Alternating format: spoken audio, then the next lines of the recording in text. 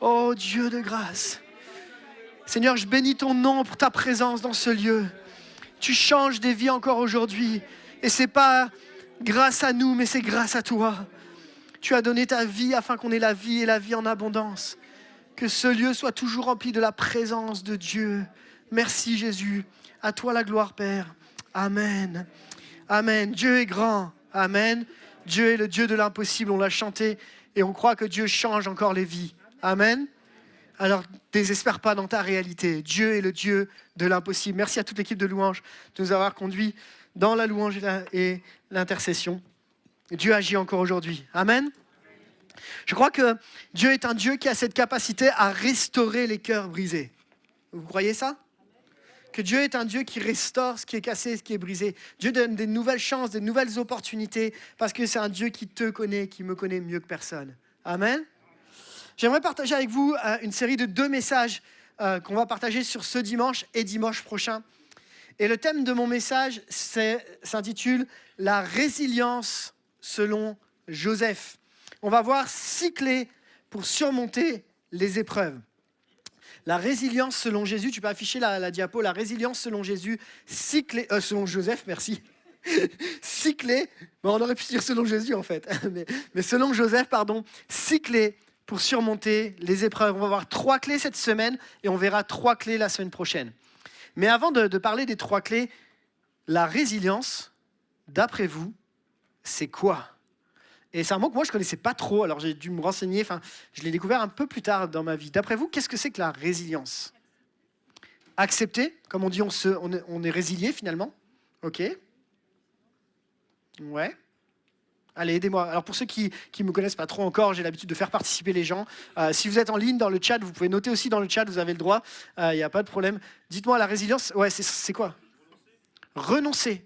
Intéressant. Donc résilience, tu l'amènerais plutôt sur la notion de renoncement. Obéir, s'adapter, résistance, résilience, résistance, accepter, quand on dit qu'on est résilient, ouais, se reconstruire.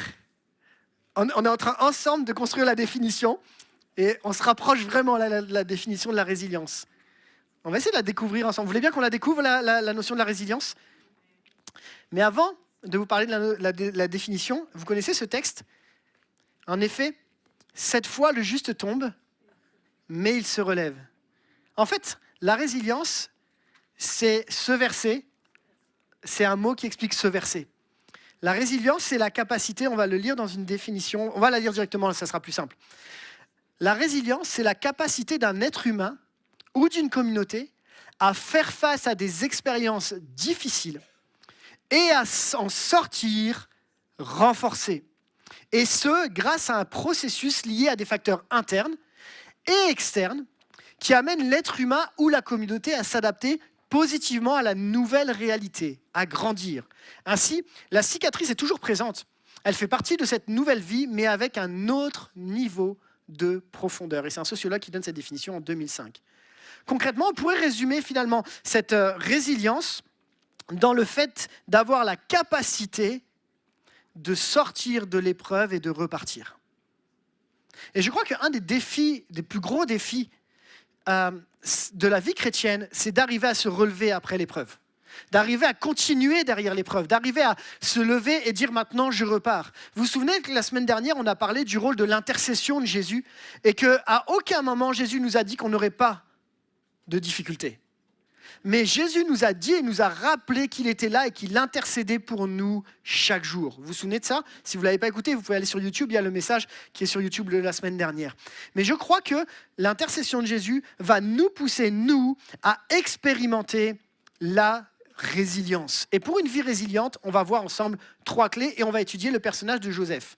Mais avant de parler de Joseph, est-ce que vous connaissez des personnes dans la Bible, des personnages qui sont passés par un moment difficile et qui s'en sont sortis?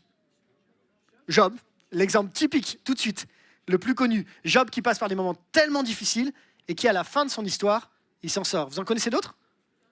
Joseph, bah oui, en plus on va en parler aujourd'hui, donc ça tombe plutôt bien. Effectivement, Joseph, ça sera l'étude. David, bah oui, David au moment où il chute et comment derrière il va continuer. Daniel, l'épreuve de Daniel à la fosse au lion, par exemple, qu'on connaît bien. Jésus. Ah, Élie. Élie aussi, Élie tout à fait, avec ce moment de dépression, un roi 19 et c'est compliqué. Jacob, évidemment, le trompeur qui va s'appeler ensuite Israël, ce qui est assez intéressant. L'apôtre Paul. En fait, je vais poser la question différemment.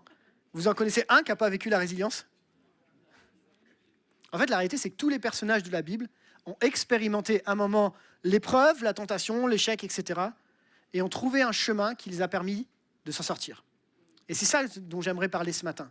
Et on va voir ensemble que Dieu nous donne ensemble la capacité de pouvoir sortir de l'épreuve et marcher à nouveau. Et qu'on n'est pas obligé de rester constamment dans l'échec, constamment dans l'épreuve, constamment, mais Dieu nous donne la capacité et nous offre une possibilité de repartir après l'échec. Amen. Alors dites-vous que ce n'est pas fini. Ça va? Et pour ça, on va étudier un instant la personnalité de Joseph.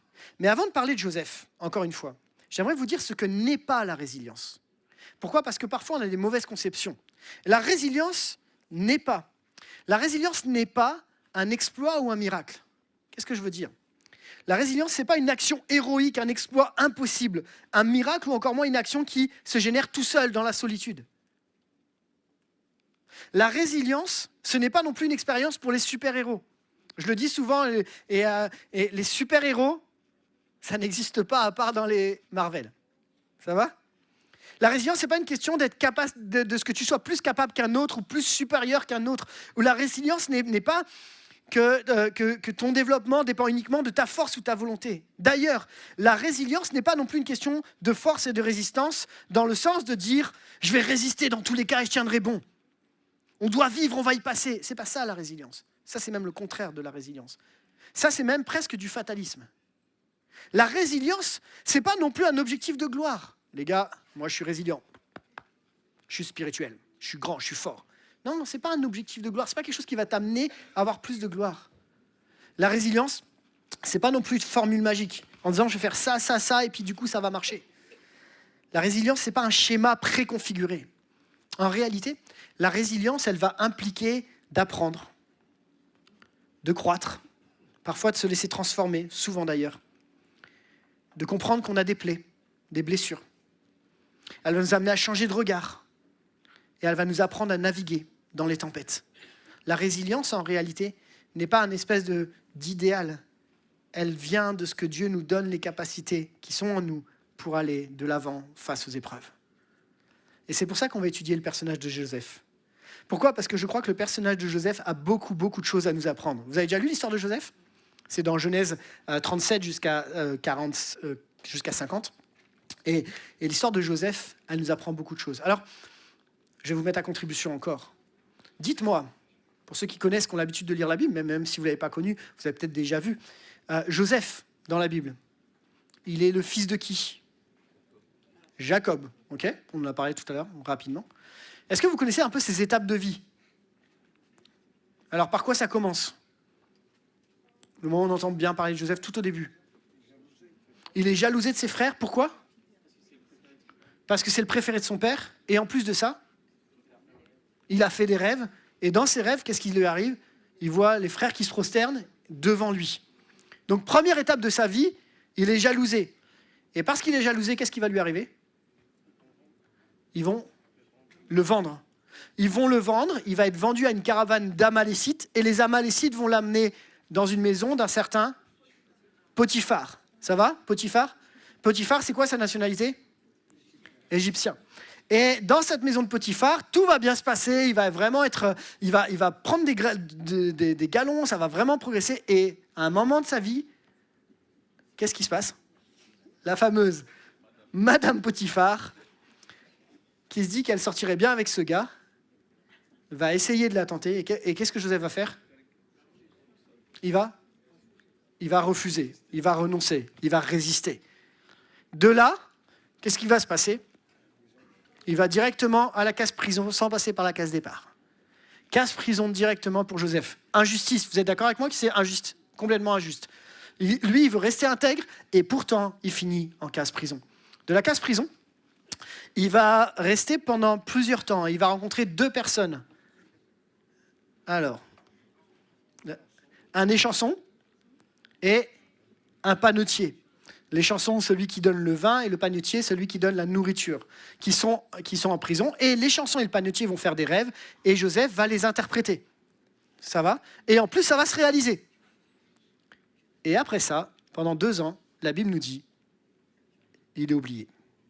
2 ans à croupir en prison, injustement accusé. Au bout de 2 ans, Pharaon fait un rêve. Et c'est là que les chansons se souviennent et se disent « Hey, wow, moi j'ai un gars qui a interprété les rêves ». Et en se souvenant de ça, Pharaon dit « Fais-le venir ». Et à ce moment-là, il va interpréter les rêves. Mais ça, on verra ça la semaine prochaine. Nous, on va s'arrêter à toute la période avant qu'il soit avec Pharaon. Ça va ? Les 3 premières clés, elles ont lieu avant qu'il soit Premier ministre d'Égypte.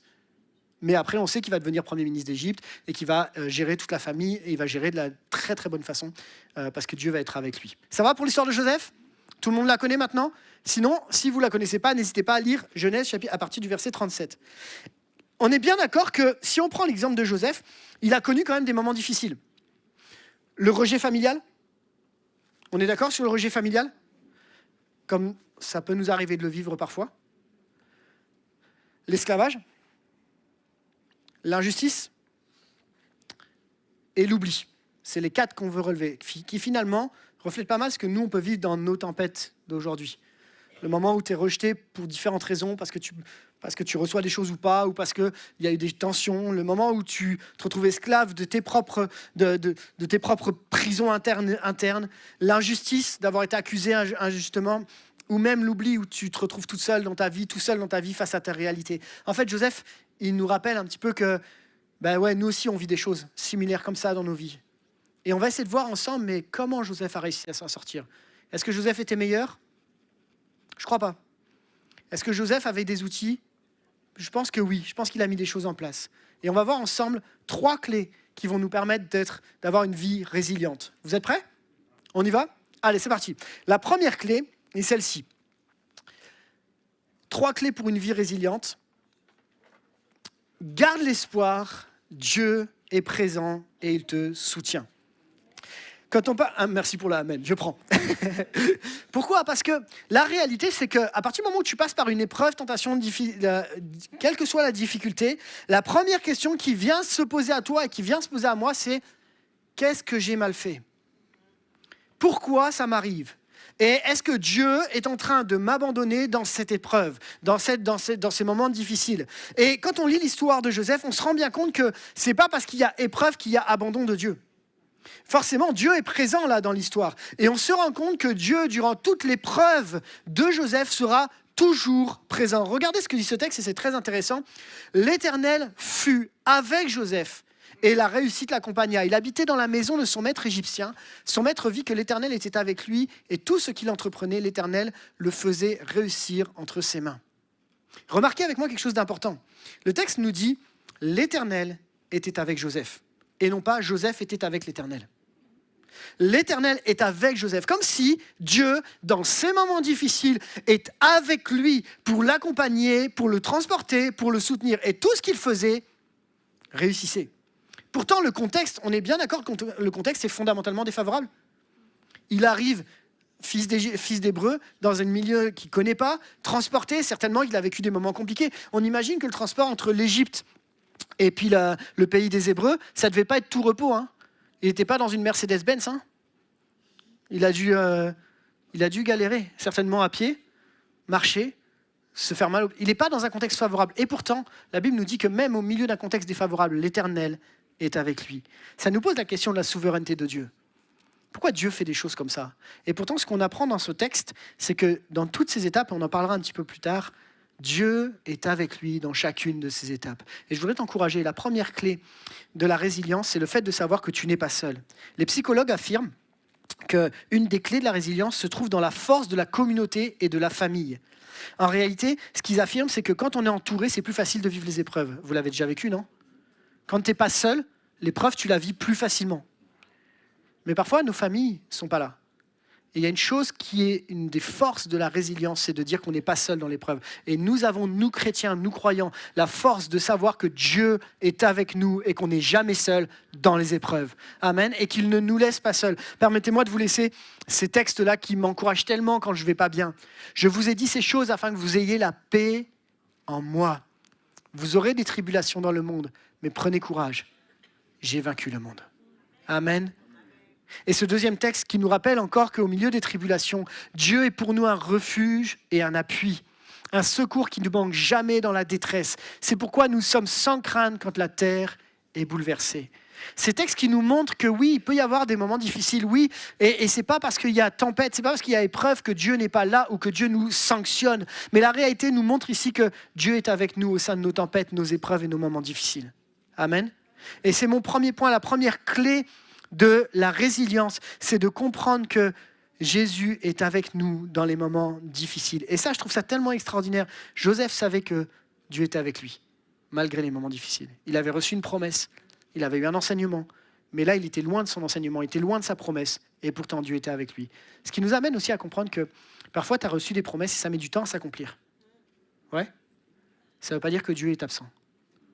Dieu est avec toi même dans les étapes par lesquelles tu es en train de passer. Amen. Ça m'amène à mon deuxième point. On y va pour la deuxième clé ? La deuxième clé est celle-ci. Juste ma conclusion. Même si tu ne le vois pas, Dieu est là, alors garde espoir. Ma deuxième clé est celle-ci. S'adapter aux circonstances. Dieu te forme dans l'épreuve. S'adapter aux circonstances. On va essayer de comprendre un petit peu pourquoi c'est une des clés qui permet d'avoir une vie résiliente, qui permet de se relever après l'épreuve. Une des définitions de la résilience, c'est que c'est un processus qui implique qu'une personne confrontée à l'adversité développe une nouvelle interprétation de ce qu'elle vit ou a vécu. Un changement de regard qui ouvre la porte à de nouvelles idées et des stratégies d'action. Pourquoi ? Parce qu'en réalité, les épreuves par lesquelles on passe vont nous former, vont nous travailler, et on a besoin d'être flexible par rapport à ce qui est en train de nous arriver. Comme un roseau, vous voyez le roseau ? La Bible nous parle du roseau qui plie, mais qui ne se casse pas, parce qu'il est flexible en fonction des situations. Comme cette éponge qui reprend la forme. Une fois que vous la plongez dans l'eau, elle reprend sa forme. En réalité, la flexibilité, c'est cette capacité à s'adapter aux changements qui sont en face de nous. C'est essayer de garder un esprit optimiste, un esprit qui dit que derrière, il y a une solution. Alors, je vais juste ouvrir une petite parenthèse. On a dans nos milieux quelque chose qui s'appelle la méthode Coué. Vous connaissez la méthode Coué ? La méthode Coué, c'est quoi ? Ça a été écrit par un monsieur qui s'appelle Émile Coué. Voilà, et non pas Coué, celui qui est à la télé, là, mais Émile Coué. C'est une technique d'autosuggestion basée sur l'idée que l'imagination et les pensées positives influencent directement le comportement, la santé et le bien-être. Elle repose sur une répétition consciente de pensées positives pour reprogrammer l'esprit et centrer la pensée négative ou limitante. Et moi, j'émets des réserves là-dessus. J'émets pas mal de réserves là-dessus. Pourquoi ? Parce que parfois, on est là plutôt en essayant de se convaincre que tout va bien alors que tout va pas bien. Je ne sais pas si au moment où Joseph il est en train de traverser là, le désert ou pour arriver en Égypte, il est en train de se dire « ça va aller, ça va aller, ça va aller, ça va aller, ça va aller, ça va aller, vous inquiétez pas, ça va... » Non ! La réalité, c'est que les circonstances sont défavorables. Et la méthode Coué qui essaye de se dire « on va positiver », n'est pas forcément la bonne méthode. Comprenons ensemble, les amis, que même si on est chrétien, on peut être un peu comme ça. Je vais vous donner des exemples. On peut arriver dans les situations et commencer à proclamer que tout va bien se passer. Je proclame ceci, je proclame la guérison, je proclame... T'en sais rien. On ne sait pas. Et la seule chose qu'on doit proclamer en réalité, c'est la grandeur de Dieu. C'est ça qui fait toute la différence. Parce que ce qui est en train de... Alors attention, je ne dis pas qu'on ne doit pas prendre position spirituellement. Attention, je fais bien la différence par rapport à ça. Je suis juste en train de dire ici que essayer de se mettre des mantras dans la tête, essayer de se dire c'est toujours comme ça que ça va se passer, c'est pas ce que Dieu nous demande à ce moment-là. Être conscient de la réalité, c'est ce que Dieu nous demande. Joseph passe par un moment où il est conscient de la réalité. Mais pourtant, dans cette réalité, il a su rester flexible. Il a su s'adapter à la réalité. Regardez ce que dit ce texte. Joseph se trouva grâce aux yeux de son maître. Il l'employa à son service, l'établit responsable de sa maison et lui confia tous ses biens. Dès que Potiphar lui établit responsable de sa maison et tous ses biens, l'Éternel bénit la maison de cet Égyptien à cause de Joseph. Et la bénédiction de l'Éternel reposa sur tous ses biens, que ce soit à la maison ou au champ. Joseph aurait pu légitimement se dire « c'est injuste que je sois là, donc je fais rien ». C'est pas moi, je vais quand même pas servir Un gars qui en plus adore des faux dieux. Je vais quand même pas me mettre à son service. Et pourtant, Joseph a décidé d'avoir un impact dans la vie de cet homme. Joseph a dit, peu importe les circonstances, peu importe, je vais décider de servir au maximum de ce que je peux servir, même si les circonstances sont défavorables. Et Joseph a décidé de se distinguer par son travail et son intégrité pour gagner la confiance de Potiphar. Et c'est assez intéressant que, pourquoi je le cite comme étant une nécessité d'être flexible, parce qu'en fait, ça arrive à 2 reprises. Regardez quand Joseph il est en prison. Quand Joseph est en prison, la Bible nous dit l'Éternel fut avec Joseph et étendit sa bonté sur lui et lui fit gagner la faveur du chef de la prison. Celui-ci plaça sous son autorité tous les détenus qui étaient dans la prison et tout ce qu'on y faisait passait par lui. Le chef de la prison ne s'occupait pas du tout de ce qui était sous la responsabilité de Joseph parce que l'Éternel était avec lui et faisait réussir tout ce qu'il entreprenait. On a l'impression que tu prends le texte dans la maison de Potiphar et le texte dans la prison, c'est exactement le même texte. Sauf que les 2 contextes sont différents. L'enseignement qu'on en tire ensemble, c'est que peu importe que tu sois en prison ou dans la maison d'un haut fonctionnaire, peu importe que tu sois dans les moments où tu ne comprends pas et que tu manques de tout, ce qui est la réalité de la prison, ou le moment où tu es dans une maison qui est plutôt favorable malgré tout, reste intègre. Sers dans la mission que Dieu t'a donnée. Sois le reflet de qui est Christ dans chaque mission que Dieu t'a donné. Va jusqu'au bout de ce que tu as fait. Va jusqu'au bout de ce pourquoi Dieu t'a placé là. Même si tu ne comprends pas le contexte, même s'il est difficile. Va jusqu'au bout. Je partageais dans le premier culte que il m'arrivait un truc assez compliqué dans ma vie, dans mon ministère pastoral. Alors, je vous partageais, c'est vraiment cœur à cœur. Hein, je me dévoile un peu, mais c'est pas grave. Dans les 5 ou 6 premières années où j'étais pasteur, on m'a confié la charge de prendre une église en responsabilité. Et puis, ça se passait bien. Et le président, mon maître de stage, à ce moment-là, dit PS, on ne va pas le reconnaître pasteur pour l'instant, c'est trop tôt. Il n'est pas assez mature. Enfin, il me donne pas mal d'arguments. Et en fait, alors que j'aurais dû être reconnu pasteur parce que c'était le chemin normal, on m'a dit non. Là, j'ai pris une bonne claque dans la tête. Je ne comprenais pas, je faisais tout. L'église progressait et moi, je n'étais encore pas à la hauteur. Et on m'a refusé d'être reconnu pasteur. Je dis bon, il y a certainement des bons arguments. J'aurais pu me rebeller et puis dire puisque c'est comme ça, j'arrête tout. Je me barre, je retourne dans mon boulot de prof, qui est très bien d'ailleurs, qui me paye bien, c'est correct, c'est cool. Mais avec Lise, on a prié pour ça. On a été blessés, on a discuté, on a partagé, mais on a décidé ensemble de faire de cette année qui nous était donnée en plus une raison de se former encore plus, pour être encore plus performant. On s'entend dans le sens performant, plus formé, plus équipé, encore plus proche des gens, pour comprendre encore plus le ministère pastoral, ce que ça voulait dire, pour s'engager encore plus. Et même s'il y avait un sentiment d'injustice dans mon cœur, j'ai dit Seigneur, c'est pas ça qui m'empêchera de servir l'Église et donner tout ce que j'ai pour l'Église. C'est pas ça qui m'empêchera de bénir ce que j'ai à bénir, de donner ce que j'ai à donner. Je veux pas que ça m'empêche d'entrer dans la mission qui est la mienne. Et par la grâce de Dieu, durant toute cette année où j'étais peut-être pas compétent pour être un pasteur, ou en tout cas pas à son niveau, l'Église a grandi, progressé. On a vu des miracles dans l'Église et Dieu a agi vraiment de manière miraculeuse. J'ai fait un choix de dire que c'est pas ça qui m'empêchera d'accomplir ma mission. Et je veux nous encourager. Je sais pas, c'est quoi ton travail aujourd'hui, par exemple? Et Dieu te fixe dans un travail et tu te dis, mais j'aurais plus de raisons à me barrer, ça serait plus simple. Et si Dieu aujourd'hui te disait, je t'ai placé là, va jusqu'au bout de ta mission. Des fois, il faut partir, on s'entend, hein. Mais dans certains cadres, Dieu nous dit, si je t'ai placé là, c'est parce que je sais qu'il y a une mission qui est derrière pour toi. Et je vais travailler avec toi. Parce que je sais que j'ai un plan qui est plus grand que ce que toi, tu vois là, à l'instant T.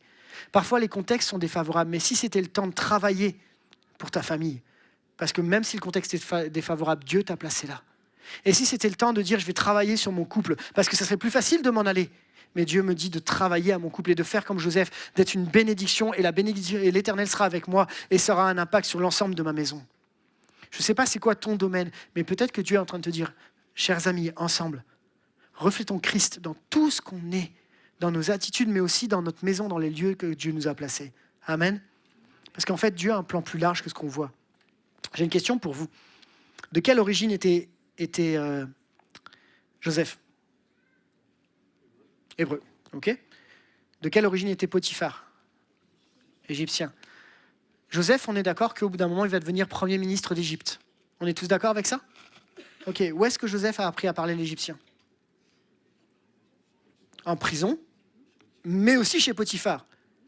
Est-ce qu'on pourrait être d'accord que Joseph a été capable de parler le langage des Égyptiens de haut rang, les Égyptiens qui ont une capacité particulière, les Égyptiens qui ont une position particulière, comme d'être avec les malfrats, ceux qui sont poussés, ceux qui sont en bas de la prison, ceux qui sont les rebuts de la société? Joseph a donc la capacité de parler aussi bien à des rejetés qu'à des gens en opposition. Pourquoi? Parce que la mission qu'il va accomplir juste après, ça va être d'ouvrir des vannes, de gérer la famine qui est sur tout le pays, et il va s'adresser à tout le monde, aussi bien des gens de basses conditions sociales que de hautes conditions sociales. Comme si Dieu l'avait préparé en amont à parler les deux langages pour être capable de toucher pleinement et entièrement et d'accomplir pleinement et entièrement sa mission. Vous êtes d'accord avec moi?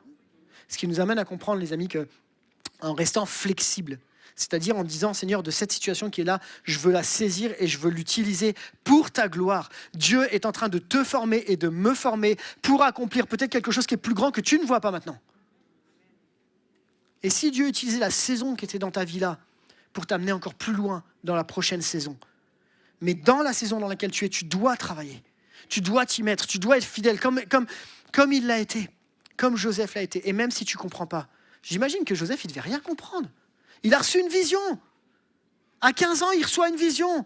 Et en plein milieu de sa vision, il fait quoi? Il est en prison. Et t'es oublié pendant 2 ans. Non mais 2 ans, les gars, les amis, pardon, c'est long. C'est long, 2 ans. Quand t'es oublié. Et en plus, j'imagine dans sa tête, ça va être, mais attends Dieu, tu m'as dit des choses, tu m'as fait des promesses, tu m'as dit 2 ans. Et pourtant, Dieu était en train de le préparer pour une mission bien plus grande. Chers amis, gardez la foi. Gardez l'espoir et soyez flexibles dans la saison dans laquelle Dieu vous a donné, même si c'est difficile. Et croyez-moi, je ne dis pas ça en disant c'est facile. J'y suis passé et j'y passe encore. Soyons flexibles, travaillons ensemble. Ma conclusion de cette deuxième partie, à chaque étape, sois flexible et laisse Dieu te façonner et t'enseigner. Ça m'amène à ma troisième et dernière partie. Ma troisième et dernière clé. La première clé, c'était garder espoir. La deuxième clé, c'est soyons flexibles.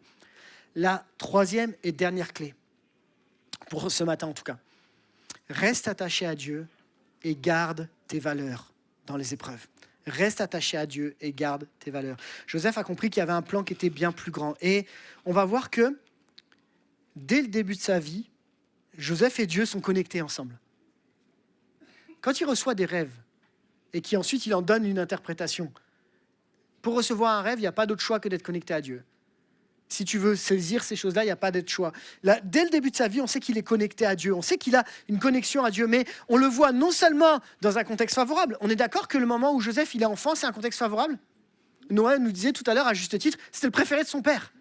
Le contexte est carrément favorable. Et les amis, être connecté à Dieu quand tout va bien, je ne dis pas que c'est facile, mais c'est moins difficile. On est d'accord? Que quand tout va mal.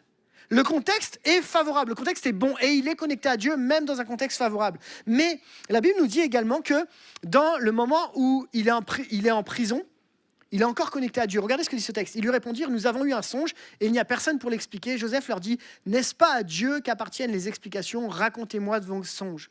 Qu'est-ce que Joseph est en train de dire ici? La première chose, c'est qu'il rend à Dieu sa gloire parce que c'est Dieu qui interprète les songes.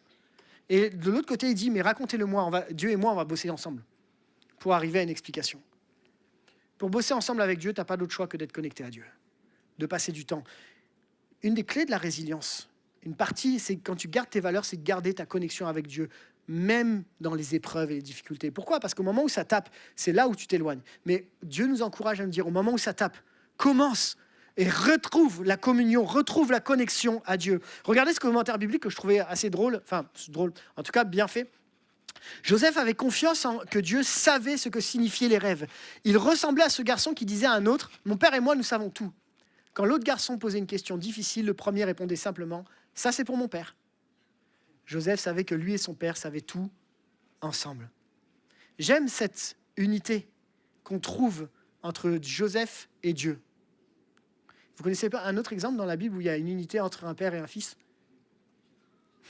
L'exemple par excellence, où Jésus il dit « Le Père et moi, nous sommes un ». Et c'est vrai que tout ce que fait Jésus, il le faisait en accord avec son Père et il n'y avait jamais de conflit d'intérêts.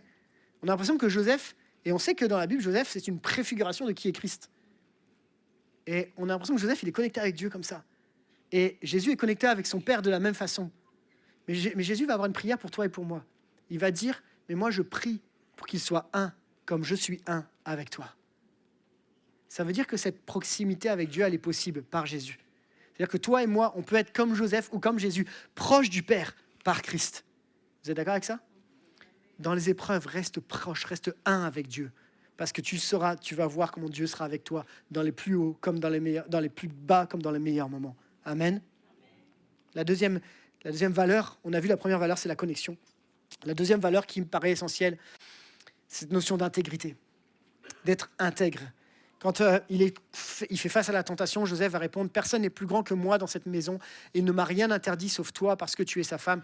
Comment pourrais-je commettre un aussi grand mal et pécher contre mon maître ?» Non, il met contre Dieu là à ce moment-là. Il ne parle même pas de Potiphar, même s'il sait que ça va avoir un impact. C'est Dieu qui prime. Il reste intègre dans les hauts comme dans les bas. Chers amis, parfois, il faut bien le dire, quand on est confronté à la difficulté, notre intégrité peut être mise en question. Nos choix peuvent être mis en question. On peut faire des choix qui ne peuvent pas être les bons juste parce que ça tape trop fort et on préfère certains choix, des facilités, des décisions qu'on prend. On va aller prendre une telle solution parce que tu penses que c'est la meilleure solution alors que Dieu te dit « Reste intègre. Reste intègre à ce que je t'ai dit. Reste intègre à ce que j'ai mis dans ton cœur. Va pas essayer de chercher d'autres solutions. On va pas essayer de trouver une autre solution. » Ici, on voit bien, Joseph va rester intègre dans le contexte défavorable. Et ça, c'est un vrai défi. C'est un vrai défi de garder notre intégrité. Je vous souviens dans l'histoire que je vous ai partagée avant par rapport à ma reconnaissance pastorale, un de mes plus gros défis d'intégrité, c'était de ne pas avoir de la colère contre le gars qui ne m'avait pas reconnu. Parce que dans mon cœur là, j'avais envie de prendre un sabre laser. Vous voyez ce que je voulais dire? Et pourtant, vous me connaissez, je ne suis pas un guerrier de fou quand même non plus. Mais c'était dur. Et on a prié pour que Dieu garde notre cœur intègre. Que Dieu nous garde dans nos positions, dans notre jugement, dans notre prise de position. Et même, je vais vous le dire les amis, même dans la façon dont je le décrivais aux autres. Vous-même, vous savez. Parce que tu peux être un tête dans ton cœur et le déboîter derrière. Et peut-être que Dieu nous dit, c'est pas ce que je te demande là maintenant. Ça va? Ça a été un défi. C'est pour ça que je vous le partage avec mon cœur. Parce que ça a été un défi avec mon épouse et moi. On a voulu relever ce défi de rester intègre, même dans la façon dont on parlait de l'autre qui ne nous a pas reconnus. Et Dieu a béni. Parce que Dieu bénit quand tu restes intègre. Dieu bénit quand tu choisis de prendre des positions pour lui. Vous êtes toujours avec moi? Je termine avec ma dernière valeur, connexion, intégrité. Et puis, le texte nous dit également que Joseph répondit au Pharaon, « Ce n'est pas moi, c'est Dieu qui donnera une réponse favorable au Pharaon. » C'est le moment où il doit donner l'interprétation des rêves. Et ce que j'aime dans cet exemple-là, c'est l'humilité dont fait preuve Joseph. Vous voyez la différence entre le Joseph avec Pharaon et le petit Joseph de 15 ans qui va voir qui ses frangins, qui dit hey, « les gars, vous allez tous vous prosterner devant moi. » Vous voyez la différence entre l'un et l'autre? Le Joseph un peu fier de lui, là c'est un Joseph qui reconnaît que tout dépend de Dieu. Et je crois que l'humilité est une des clés de la résilience. Pourquoi? Parce qu'on n'a pas tout entre nos mains. On ne maîtrise pas tout. Et puis on ne sait pas comment Dieu est en train de diriger les choses. C'est une réalité. Et le fait de rendre à Dieu la gloire, c'est le fait de dire je me mets à ma place moi. Vous vous souvenez, c'était un peu l'histoire de la chaise et du trône là qu'on avait partagé ensemble, où tu te rassois à la bonne place. Chers amis, l'humilité est une clé de la résilience. Pourquoi? Parce que tu peux te relever quand tu sais que seul Dieu est là pour t'accompagner, te soutenir et t'encourager. Je répète mes 3 valeurs que j'aimerais qu'on garde ensemble. Les 3 valeurs, c'est la connexion, l'intégrité et l'humilité. Amen. Je nous encourage, chers amis, à avoir une vie résiliente, je le sais. Mais pour ça, on a vu des clés ensemble. Je rappelle les 3 clés et j'arrive à la conclusion. Je vais demander à l'équipe si vous voulez bien monter. Et j'arrive à ma conclusion, mais peut-être on peut la faire ensemble, les conclusions. On a vu ensemble 3 clés pour mener une vie résiliente. Avant de l'afficher, on essaie de s'en souvenir. Est-ce que vous vous souvenez de la première clé? Garder espoir. Dieu est présent. Vous vous souvenez de la deuxième? La flexibilité, qui n'est pas la plus facile entre nous. Vous savez la 3e clé? Rester attaché, garder ses valeurs.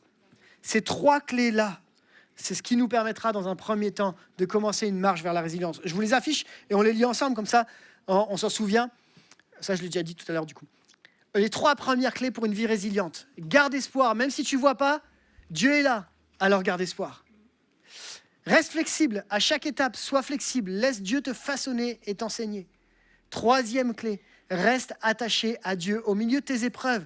Garde ta connexion à Dieu, ton intégrité et ton humilité.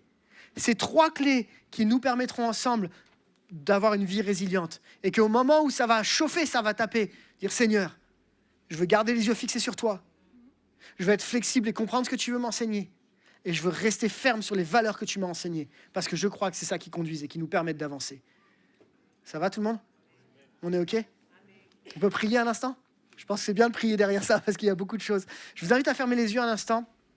Et on va se poser. On va juste réfléchir. Et peut-être, je ne sais pas c'est quoi ce matin qui toi, est venu te chercher particulièrement. C'est peut-être une des clés. C'est peut-être un des aspects. Je ne sais pas c'est où exactement que tu as besoin, peut-être un travail. Ça peut être l'humilité, l'intégrité, ça peut être, je ne sais pas, la connexion à Dieu, tu as peut-être besoin de la retrouver. Ça peut être aussi la flexibilité. Là, en ce moment, tu es dans une saison où tu es dur dans ta vie. Et Dieu veut te dire, on va adoucir, je vais t'aider pour adoucir, je vais mettre de l'huile du Saint-Esprit pour adoucir. C'est peut-être simplement un moment où tu as besoin de découvrir que Dieu est présent et tu ne le sens pas. Et te rappeler que l'Éternel était avec Joseph et l'Éternel est avec toi. Dans cette épreuve. Je ne sais pas où tu en es, c'est quoi la clé dont tu as besoin.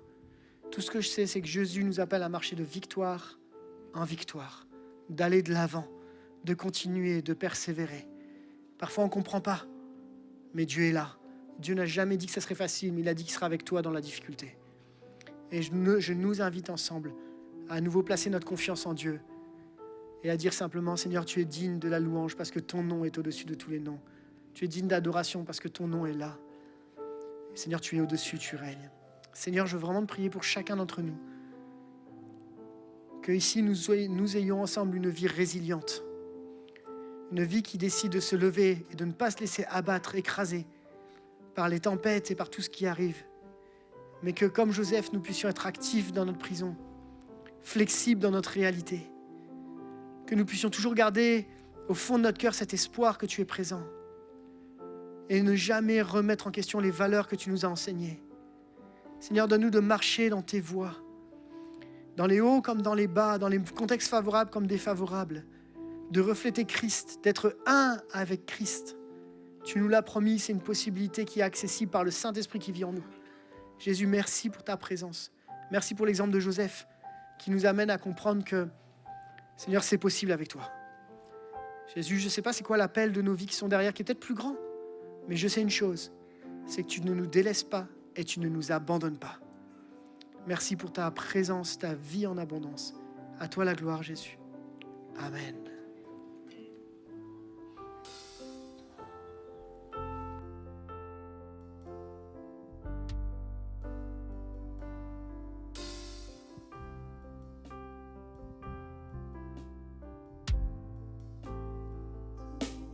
Et ton nom, Jésus, digne d'être loué, digne est ton nom, digne est ton nom, Jésus, digne d'être adoré, digne est ton nom. Ton nom, Jésus, digne d'être loué, digne est ton nom, digne est ton nom, Jésus,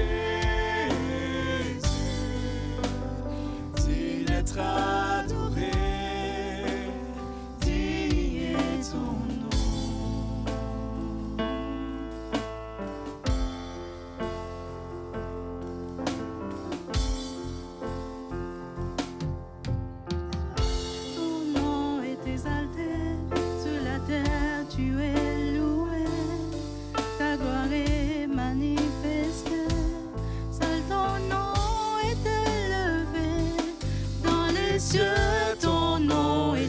exalté. Sur la terre, tu es loué. Ta gloire est manifestée. Seul ton nom est élevé. Dans les cieux, ton nom est exalté. Sur la terre, tu es loué. Ta gloire est manifestée. Seul ton nom est élevé. Digne est ton nom. Digne est ton nom, Jésus. Digne d'être loué. Digne est ton nom. Digne est ton nom, Jésus. Digne d'être loué. Digne est ton nom. Digne est ton nom, Jésus. Digne d'être loué. Digne est ton nom. Digne est ton nom, Jésus. Digne d'être adoré. Digne est ton nom. Seigneur Jésus, merci pour ta présence. Merci parce que tu es là à nos côtés, Jésus, à chaque instant. Et parce que ton nom est au-dessus de tous les noms. Tu es digne de la louange et l'adoration. Merci pour ta grâce et ta fidélité. Merci parce que tu marches à nos côtés jour après jour. Et tu ne nous laisses pas seuls.